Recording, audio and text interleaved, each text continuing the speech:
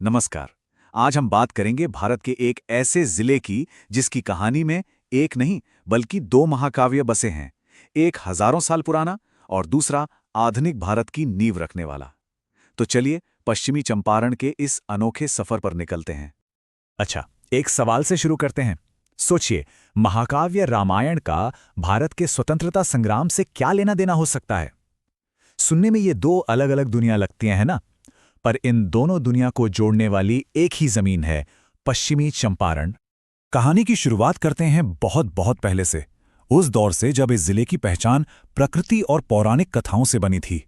ये वो जमीन है जिसकी आत्मा सच में हजारों साल पुरानी है। देखिए, चंपारण नाम में ही इसकी पूरी कहानी छिपी है। ये संस्कृत के दो शब्दों को मिलाकर बना है। एक है चंपा, मतलब एक खूबसूरत फूल वाला पेड़, और दूसरा है अरण्य यानी जंगल। तो चंपारण का मतलब हुआ चंपा के पेड़ों का जंगल। नाम सुनते ही मन में एक घने हरे भरे प्राचीन जंगल की तस्वीर बन जाती है ना? तो आखिर ये जगह है कहाँ? जरा सोचिए। बिहार का वो कोना जो नेपाल से मिलता है, बिल्कुल उत्तर पश्चिम में। गंडक नदी यहाँ की जान है, और ये इलाका इतना हरा भरा है कि इसे बिहार का सबसे ग्रीन डिस्ट्रिक्ट माना जाता है। इसका हेडक्वार्टर है बेतिया, तो मतलब इसकी लोकेशन ही इसे बहुत खास बना देती है। अगर हम इतिहास में और पीछे जाएं तो पता चलता है कि ये जगह प्राचीन कोसल साम्राज्य का हिस्सा थी। और दिलचस्प बात यह है कि माना जाता है कि रामायण के समय ये जमीन राजा जनक के राज में आती थी। जी हां, वही राजा जनक। और हाँ, ये कोई मामूली जगह नहीं है। कहते हैं यही वो पवित्र धरती है जहां वाल्मीकि आश्रम में बैठकर महर्षि वाल्मीकि ने महाकाव्य रामायण को रचा था। जरा सोचिए, हमारे देश की संस्कृति का इतना बड़ा खजाना इसी जमीन से निकला है। तो ये तो हुई हजारों साल पुरानी बात। अब कहानी में एक जबरदस्त मोड़ आता है। चलिए समय में थोड़ा आगे चलते हैं और देखते हैं कि कैसे इसी प्राचीन भूमि ने एक बिल्कुल नई आधुनिक क्रांति को जन्म दिया।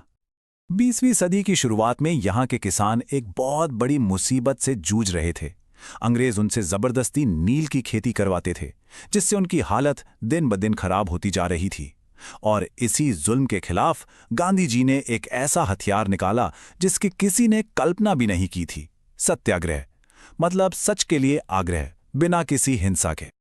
तो हुआ ये कि साल 1917 में गांधी जी चंपारण आए। उन्होंने यहाँ के किसानों का दर्द समझा, उनकी बातें सुनी, और फिर यहीं से शुरू हुआ भारत का पहला सत्याग्रह। ये आंदोलन कामयाब रहा और इसने न सिर्फ गांधी जी को देश का सबसे बड़ा नेता बना दिया, बल्कि आज़ादी की लड़ाई को एक नई दिशा भी दे दी। और ये बात समझना बहुत जरूरी है, चंपारण सत्याग्रह सिर्फ एक लोकल प्रोटेस्ट नहीं था, बिल्कुल नहीं। ये तो पूरे देश की आज़ादी की लड़ाई की पहली सबसे मजबूत चिंगारी थी। इतना कुछ इतिहास में हुआ, पर आज का पश्चिमी चंपारण कैसा है? चलिए अब देखते हैं कि आज वहाँ के लोग कैसे रहते हैं, वहाँ की जिंदगी कैसी है और अर्थव्यवस्था किस पर टिकी है। आज की तारीख में पश्चिमी चंपारण में करीब करीब 45 लाख लोग रहते हैं। मतलब एक पूरा भरा पूरा जिला है ये, जो अपने आप में इसके आज के महत्व को बताता है।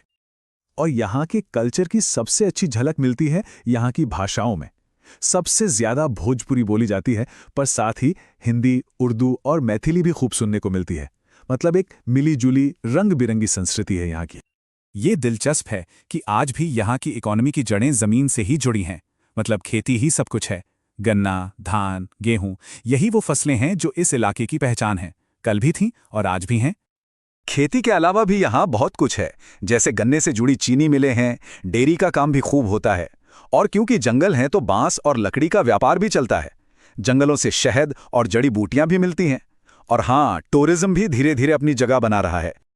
तो अब हम कहानी के उस पड़ाव पर हैं जहां ये दोनों धागे, यानी रामायण का प्राचीन युग और गांधी जी का आधुनिक युग, एक साथ मिल जाते हैं।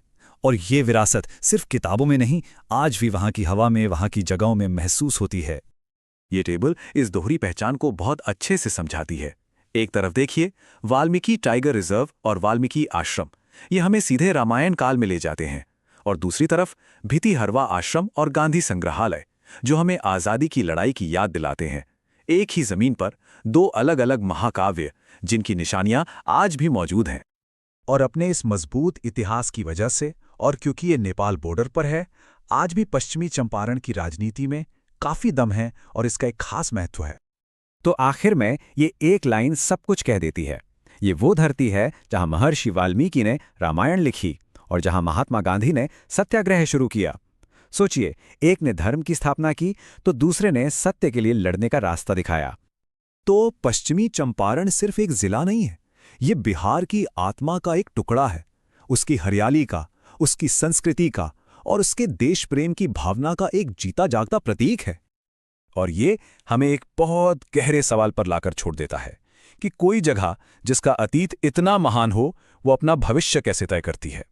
कैसे ये दो महाकाव्य आने वाली पीढ़ियों को हमेशा रास्ता दिखाते रहेंगे। ये एक सोचने वाली बात है।